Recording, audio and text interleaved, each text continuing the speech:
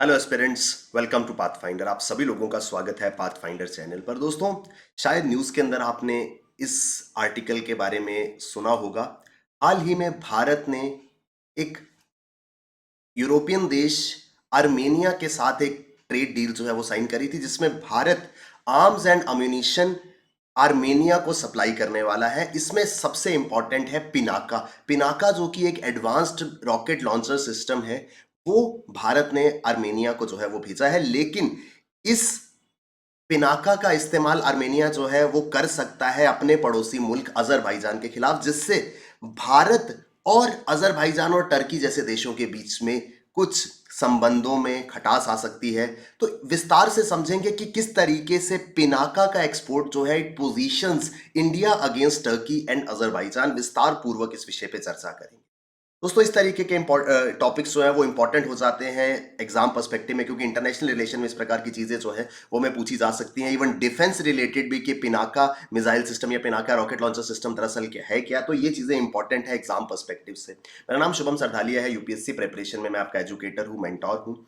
दोस्तों, आप हमारे साथ हमारे प्लस और आइकॉनिक कोर्सेज में जुड़ सकते हैं अगर आप इस एग्जाम को क्वालिफाई करना चाहते हैं। अल्टीमेटली इस एग्जाम को क्वालिफाई करना हमारा एम है, तो इसके लिए आपको हमारे साथ हमारे प्लस और आइकॉनिक कोर्सेज में जुड़ना होगा।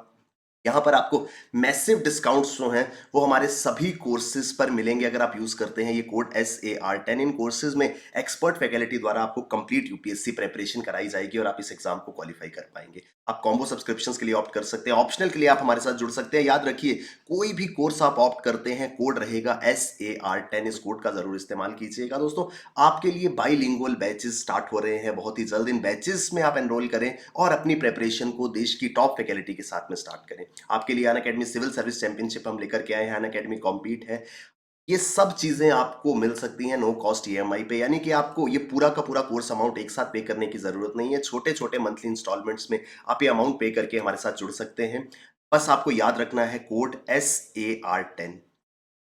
दोस्तों, हाल ही में भारत ने एक्सपोर्ट डील जो है वो साइन की है। भारत अपना पिनाका रॉकेट लॉन्चर सिस्टम जो है वो आर्मेनिया को देने वाला है, जिस वजह से भारत जो है इज पोजीशंड एज अगेंस्ट पैन टर्किज्म। यहां पर दो चीजें जो है वो हम समझेंगे। एक है पैन टर्किज्म और दूसरा है नागोर्नो काराबाग कॉन्फ्लिक्ट। विस्तार पूर्वक समझेंगे क्या ये पूरा का पूरा इशू है, क्या इससे भारत के ऊपर इंपैक्ट जो है वो आएगा। सो भारत ने ओवर्टली ओपनली भारत ने जब ये डील साइन करी है, तो इस तरीके की पोजीशन, इस तरीके आप समझ लीजिए कि दो देश आपस में लड़ रहे हैं। जैसा रशिया यूक्रेन का अगर हम एग्जांपल लेते हैं, तो कोई भी देश अगर वो यूक्रेन को हथियार ऐसे सिचुएशन में सप्लाई करता है, तो इट मींस कि वो डायरेक्टली रशिया के अगेंस्ट हो रहा है। कुछ ऐसा ही यहाँ पर इस सिचुएशन में हुआ है। आर्मेनिया और अजरबैजान के बीच में एक कॉन्फ्लिक्ट जो है वो चल रहा है। ऐसे में जब भारत आर्मेनिया को हथियार सप्लाई करता है या हथियारों की डील आर्मेनिया के साथ साइन करता है, तो ओवर्टली भारत की पोजीशन जो है वो अजरबैजान के अगेंस्ट या अजरबैजान और उसके अलाइज के अगेंस्ट जो है वो आ जाती है। तो यहाँ पर नागार्नो काराबाग कॉन्फ्लिक्ट जो है एक एरिया है, एक लैंडलॉक्ड रीजन है, माउंटेनियस रीजन है आर्मेनिया और अजरबैजान के बीच में, जिसको लेकर के ये कॉन्फ्लिक्ट जो है वो चल रहा है। वहीं दूसरी ओर टर्की का एक पैन टर्किज्म कंसेप्ट जो है वो यहाँ पर हम समझेंगे, जिस वजह से ये डील जो है वो भारत को इस तरीके से पोजीशन करती है कि भारत टर्की और अजरबैजान दोनों के ऑपोजिट जो है वो स्टैंड कर रहा है। तो new Delhi has recently concluded a government to government deal with Yerevan. Yerevan is capital of Armenia, जिसके तहत आर्मेनिया को की आर्म फोर्सेस को भारत जो है वो वाइड रेंज ऑफ एमिनिशन सप्लाई करेगा। करीब 250 मिलियन US डॉलर्स की ये डील हुई है। 250 मिलियन वर्थ के आर्म्स एंड एमिनिशन भारत सप्लाई करेगा। इसमें सबसे ज्यादा इंपॉर्टेंट होगा Pinaka rocket launcher system. Sir, इस डील के साथ भारत का पहला इंटरनेशनल कस्टमर बन चुका है Armenia for the indigenously developed Pinaka system. दोस्तों, साइंस एंड टेक्नोलॉजी में जब डिफेंस टेक्नोलॉजी का कंपोनेंट आता है, उसके पॉइंट ऑफ व्यू से ये आर्टिकल इंपॉर्टेंट हो जाता है। पिनाका सिस्टम, इसके बारे में भी हम बात करेंगे जब भी इस तरीके की कोई डिफेंस रिलेटेड एक्टिविटी होती है, जहां पर डिफेंस इक्विपमेंट्स की बात होती है, तो वो इंपॉर्टेंट है डिफेंस टेक्नोलॉजी के पर्सपेक्टिव से भी। तो पिनाका एक रॉकेट लॉन्चर सिस्टम है जो भारत ने इंडिजीनियसली डेवलप किया था, और इस सिस्टम को डेवलप करके भारत अपनी सीमाओं पर, it has been placed on the borders with China and Pakistan also. अब ये पिनाका सिस्टम विदेशों में बेचा जा रहा है और आर्मेनिया दुनिया का पहला ऐसा देश बना है जिसने भारत का ये पिनाका सिस्टम जो है वो परचेज किया। और आर्मेनिया के साथ हमारे जो ट्रेड रिलेशंस है आर्म्स एंड अम्यूनिशन को लेके वो काफी ज्यादा स्ट्रांग रहे हैं। प्रीवियसली भी भारत ने अलग अलग डिफेंस सिस्टम जो है वो आर्मेनिया में एक्सपोर्ट जो है वो किए थे। In 2020, for instance, India had landed 43 million US dollar order to supply 4 Swathi weapon locating radars to Armenia. So 4 Swati weapon locating radars जो हैं वो भारत ने 2020 में आर्मेनिया को सप्लाई करे थे। ये रडार सिस्टम काफी ज्यादा पावरफुल था। कोई भी इनकमिंग आर्टिलरी प्रोजेक्टाइल्स या कोई भी मिसाइल अटैक अगर आपके ऊपर होता है, आर्मेनिया के ऊपर होता है, कोई भी दुश्मन हमला अगर करता है तो उनकी गन पोजीशंस को ये बहुत सटीकता से लोकेट कर सकता था और उन पे काउंटर अटैक जो है वो किया जा सकता था। यानी इन शॉर्ट हमको ये आइडिया इससे मिल रहा होगा कि भारत और आर्मेनिया के आर्म्स एंड एम्यूनिशंस में एक स्ट्रांग रिलेशन जो है वो रहे हैं। अब यहां पर भारत ने भेजा है अपना Pinaka rocket launcher system 250 million की यूएस 250 मिलियन यूएस डॉलर्स की डील में। पिनाका क्या है सर? पिनाका कुछ इस प्रकार का दिखता है, आप देख पा रहे होंगे। ट्रक के ऊपर माउंटेड ये रॉकेट सिस्टम है। It is a multi barrel rocket launcher. आपने कभी ना कभी जरूर देखा होगा ट्रक के ऊपर अलग अलग रॉकेट्स जो है वो लगे रहते हैं, जिसे डीआरडीओ ने इंडिजीनियसली भारतीय सेना के लिए, इंडियन आर्मी के लिए प्रोड्यूस किया था। जब भी आर्मी पिनाका की मूवमेंट जो है वो करती है, यानी पिनाका को अगर किसी पॉइंट पे भेजा जाता है तो नॉर्मली 6 ट्रक्स की या 6 पिनाका रॉकेट लॉन्चर्स की एक बैटरी जो है वो जाती है। हर एक रॉकेट लॉन्चर के ऊपर 12 रॉकेट जो है वो लगे होते हैं। तो जब भी इस प्रकार की कोई मूवमेंट होती है तो पिनाका को टोटल 72 रॉकेट्स के ग्रुप में 6 ट्रक्स की बैटरी के रूप में भेजा जाता है। और इसका क्या रेलेवेंस है सर? ये 72 मिसाइल्स 44 सेकंड्स में 1 वर्ग किलोमीटर के इलाके को तहस नहस कर सकते हैं। 44 सेकंड्स बहुत ही कम टाइम होता है। इनको इस तरीके से डिजाइन किया गया है कि 6 ट्रक्स की एक बैटरी 44 सेकंड्स में 72 मिसाइल्स एक साथ फायर करेगी और 1 स्क्वायर किलोमीटर का पूरा इलाका जो है वो डिस्ट्रॉय हो जाएगा। हर एक लॉन्चर जो है वो अलग अलग दिशा में फायरिंग करेगा। सो काफी ज्यादा स्ट्रॉन्ग, इसको काफी ज्यादा पावरफुल, काफी ज्यादा डिस्ट्रक्टिव वेपन पिनाका को माना जाता है। भारत ने आर्मेनिया के साथ ये डील जो है वो साइन करी। जब भारत आर्मेनिया को इस प्रकार का पावरफुल डिस्ट्रक्टिव वेपन जो है वो दे रहा है, इसके जियोपॉलिटिकल इंपैक्ट्स काफी ज्यादा होंगे, खास करके यूरेशियन रीजन में, क्योंकि यूरोप और एशिया के बीच में भारत जो है वो स्ट्रॉन्ग संबंधों को कायम करना चाहता है, चाहे एशियन नेशंस हो चाहे यूरोपियन नेशंस हो। लेकिन यहां पर यूरेशियन रीजन में जियोपॉलिटिकल इंपैक्ट जरूर होंगे। इसका इंपैक्ट आर्मेनिया, अजरबैजान, इंडिया और इनके नेबर्स पे आएगा। आर्मेनिया अजरबैजान का जो इमीडिएट नेबर है वो टर्की है और इंडिया का इमीडिएट नेबर पाकिस्तान। तो यहां पर डायरेक्टली इनडायरेक्टली 5 देश जो है वो इसके इंपैक्ट को जो है वो देखेंगे। It will directly involve India in this struggle against Azerbaijan. जैसे मैंने आपको रशिया यूक्रेन का एग्जांपल दिया, इस वॉर में अगर कोई भी देश यूक्रेन की हेल्प करता है तो वो डायरेक्टली अगेंस्ट हो जाएगा रशिया के, और अगर कोई रशिया की हेल्प करता है तो वो डायरेक्टली अगेंस्ट हो जाएगा यूक्रेन के। जब भारत आर्मेनिया को हथियार सप्लाई करता है और आर्मेनिया इन हथियारों को अजरबैजान के अगेंस्ट जो है वो स्टेशन अगर करता है, तो अजरबैजान के क्लोज संबंध है पाकिस्तान और टर्की के साथ। इट मींस के भारत के relation with respect to Azerbaijan, Pakistan and Turkey, तीनों के साथ ही थोड़े से स्ट्रेंड यहां पर हो सकते हैं। इस पूरे की पूरी कॉन्फ्लिक्ट को या इस पूरे के पूरे इशू को समझने के लिए 5 नेशंस जो है वो इन्वॉल्व है। आप यहां पर देख पा रहे हैं माननीय प्रधानमंत्री भारत के, ये आर्मेनिया के प्रधानमंत्री हैं, यहां पर पाकिस्तान के प्रधानमंत्री हैं, ये है टर्की के प्रेसिडेंट और ये है अजरबैजान के प्रेसिडेंट।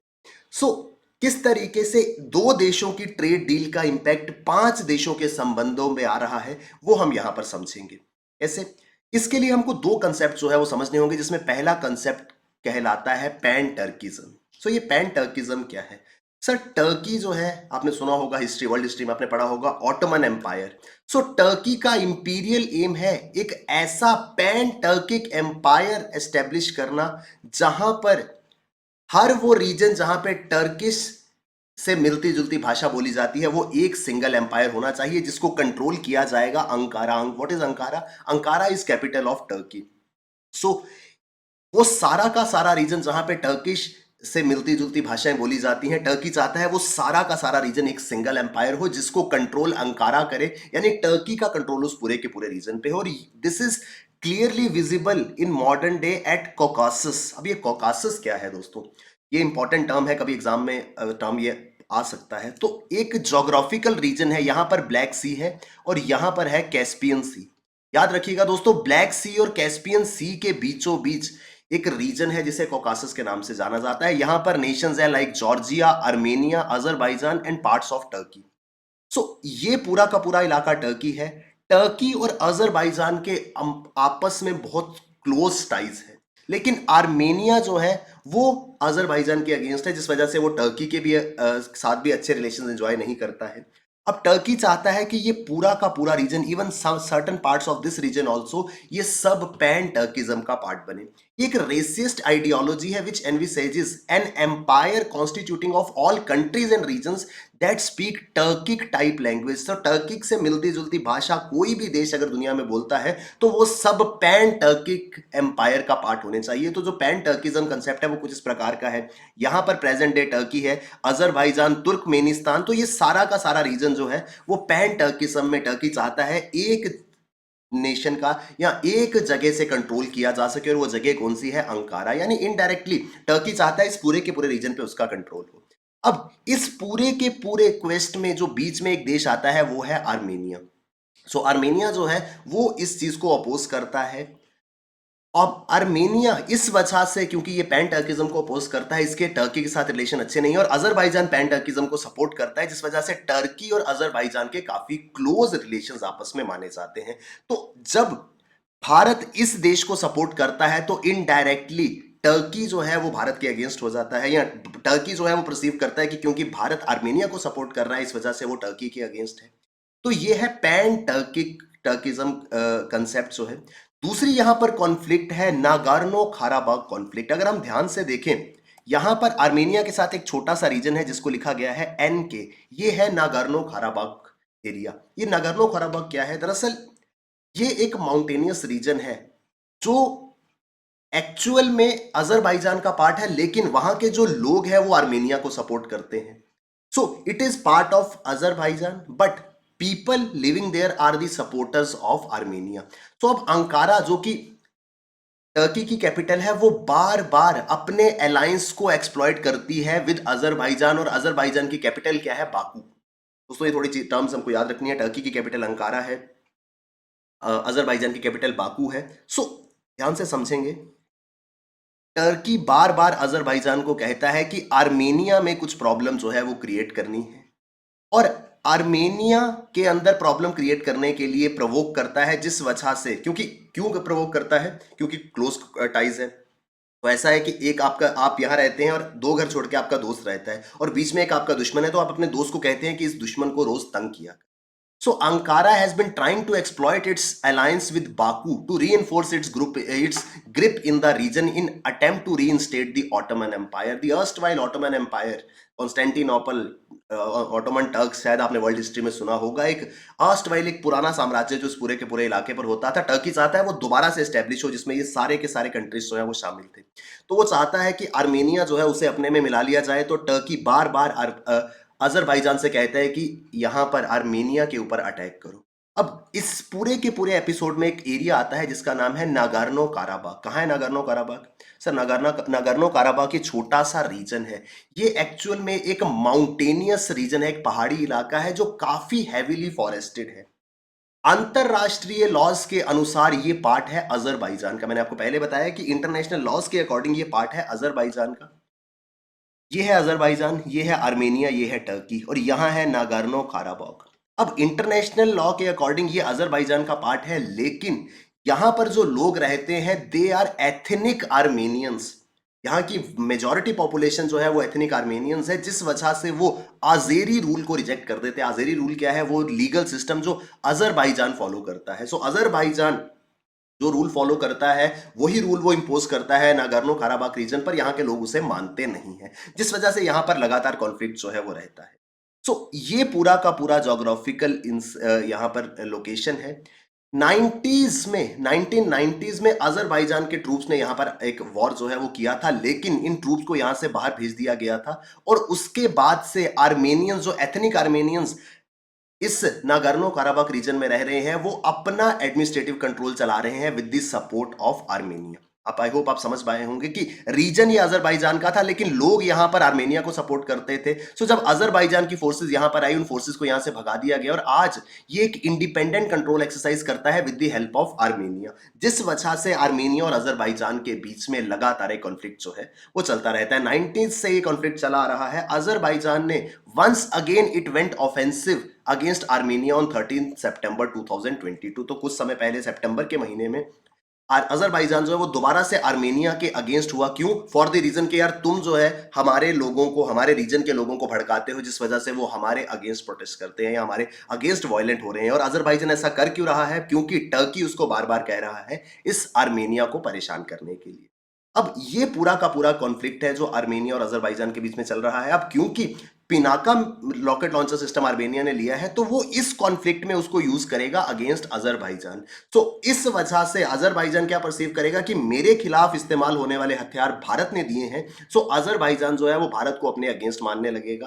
प्लस क्योंकि अजरबैजान और टर्की के क्लोज टाइज है, तो टर्की भी भारत को अपने अगेंस्ट मानेगा, और टर्की और अजरबैजान दोनों के क्लोज टाइज है पाकिस्तान के साथ में। तो इस वजह से ये 5 कंट्रीज के बीच में एक रिलेशनशिप को जो है वो स्ट्रेन कर सकता है, या भारत की पोजीशन जो है वो इन दो देशों के अगेंस्ट हो सकती है। ये पूरा का पूरा इशू यहां पर बना हुआ है। सो अब क्या है कि जब आर्मेनिया एक लैंडलॉक्ड कंट्री है, दोनों और हॉस्टाइल नेबर्स है, एक तरफ टर्की है जिसके साथ संबंध अच्छे नहीं है, दूसरी तरफ अजरबैजान है जिसके साथ संबंध अच्छे नहीं है। ऐसे में अपनी सॉवरेनिटी को प्रोटेक्ट करने के लिए without any military assistance from anyone, क्योंकि और कोई भी इसकी मिलिट्री असिस्टेंस या कोई सपोर्ट जो है वो नहीं कर रहा है, सिर्फ और सिर्फ इंडिया है जो आर्मेनिया को मिलिट्री असिस्टेंस देता है। तो एकमात्र टाइज जो है वो आर्मेनिया के इंडिया के साथ है, जिस वजह से India time to time Armenia की हेल्प करता है। लेकिन इससे भारत के संबंध अजरबैजान और टर्की के साथ स्ट्रेन होते हैं। लेकिन हमें यह समझना होगा कि व्हाट इज द इम्पैक्ट। क्या अजरबैजान और टर्की के साथ हमारे रिलेशंस ऑलरेडी बहुत अच्छे हैं जो इस डील के बाद स्ट्रेन हो सकते हैं? तो सर ऐसा नहीं है। अजरबैजान जो है वो बार बार ये क्लेम करता है कि सर हमने इंडिया और पाकिस्तान के संबंध में अपने जो रिलेशंस हैं वो बिल्कुल बैलेंस रखे हैं। हम जिस प्रकार का रिलेशन इंडिया के साथ रखते हैं सेम उसी प्रकार का रिलेशन हम पाकिस्तान के साथ भी रखते हैं, बट एक्चुअल में ऐसा नहीं है। Baku's growing bonhomie with Islamabad is an irritant to New Delhi. एक बहुत, जिसको कहते हैं ना कि प्यार मोहब्बत। बाकू, बाकू क्या है? अजरबैजान का कैपिटल। सो बाकू जो है वो, या अजरबैजान जो है वो पाकिस्तान के साथ में बहुत प्यार मोहब्बत जो है वो दिखाता रहता है, जिस वजह से न्यू दिल्ली, अनडाउटेडली इंडिया को उससे परेशानी होगी। बहुत बार अंतरराष्ट्रीय स्तर पर जब इंडिया वर्सेस पाक की कोई भी सिचुएशन आती है, तो अजरबैजान जैसे देश जो है वो ओपनली पाकिस्तान को सपोर्ट करते हैं। The Azerbaijan-Pakistan military partnership has witnessed significant deepening in recent years in terms of joint drills and education programs. So education programs के लिए, joint military drills के लिए अजरबैजान पाकिस्तान आपस में बहुत ज्यादा क्लोज है। जहां तक बात रही टर्की की, तो सर टर्की जो है उसने कभी भारत को सपोर्ट नहीं किया है। फॉर एग्जांपल जब आर्टिकल 370 का एब्रोगेशन हुआ, या erst while Indian state of Jammu and Kashmir का बाइफर्केशन हुआ, उस समय भी टर्की जो है वो ओपनली पाकिस्तान को सपोर्ट कर रहा था, चाहे कोई भी इंटरनेशनल फोरम हो या इवन यूनाइटेड नेशंस भी हो। सो यहां पर क्या हुआ कि भारत का स्टांस क्लियर है कि सर इस ट्रेड डील के साथ जिन दो देशों के साथ हमारे संबंध खराब हो सकते हैं वो ऑलरेडी कभी हमारे सपोर्ट में थे ही नहीं। They are already supporting Pakistan. So there is no point of bothering के ये लोग हमारे साथ संबंध खराब कर सकते हैं, क्योंकि already when they have to choose between India and Pakistan, तो टर्की और अजरबैजान ओपनली पाकिस्तान को सपोर्ट करते हैं। सो इस वजह से हम अपनी ट्रेड डील जो है वो आर्मेनिया के साथ कंटिन्यू रखेंगे विदाउट इवन बॉदरिंग कि टर्की या अजरबैजान इस पूरे के पूरे मामले को लेकर के क्या सोचते हैं।